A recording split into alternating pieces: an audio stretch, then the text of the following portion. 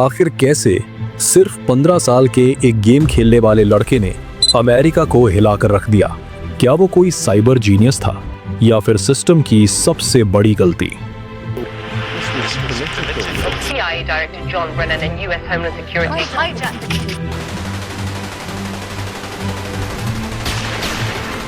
साल था 2015, अक्टूबर का ठंडा दिन। CIA के डायरेक्टर जॉन ब्रैनन अपने ऑफिस में बैठे थे, तभी फोन बजा।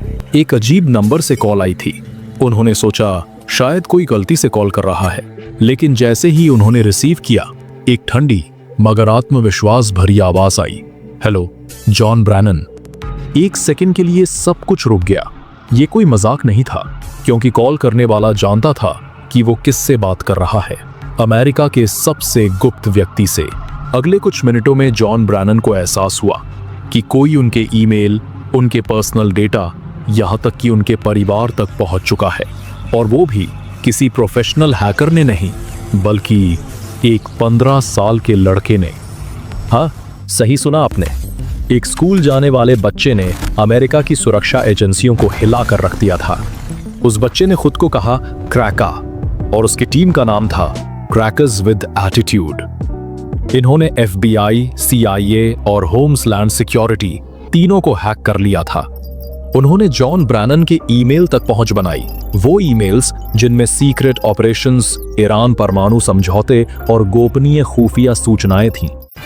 उनके पास इतना डेटा था कि अगर वो चाहे तो पूरे अमेरिकी सिस्टम को ब्लैकमेल कर सकता था। लेकिन उन्होंने एक यूनिवर्सिटी के फाइनेंस सर्वर पर हाथ रखा और क्लिक करते ही $9.4 मिलियन के कर्ज के रिकॉर्ड मिटा दिए गए। उसके लिए ये सिर्फ हैक नहीं था, बल्कि एक तरह की नायाब न्याय भी थी। गरीबों की ये लंबी चलती लिस्ट अचानक वैतरणी बनकर उजाड़ दी गई। लेकिन बात यही खत्म नहीं हुई। क्रैकर्स विद एटीट्यूड ने सिर्फ डेटा चुराया नहीं, बल्कि उन्होंने सरकारी अफसरों को कॉल करके डराया, पब्लिक में उनकी जानकारियां लीक की और कहा, अगर सरकार आम लोगों पर नजर रख सकती है तो हम भी सरकार पर नजर रख सकते हैं। ये था एक डिजिटल विद्रोह जो किसी देश से नहीं, बल्कि इंटरनेट के अंदर से शुरू हुआ था। FBI और सीक्रेट सर्विस ने महीनों तक जांच की। आखिरकार वो लड़का पकड़ा गया। उसका नाम था केन गैम्बल, ब्रिटेन का एक 15 साल का छात्र। उसने कोर्ट में कहा, मैंने ये इसलिए किया ताकि दुनिया देखे कि सरकारें आम लोगों की निजता को कैसे तोड़ रही है।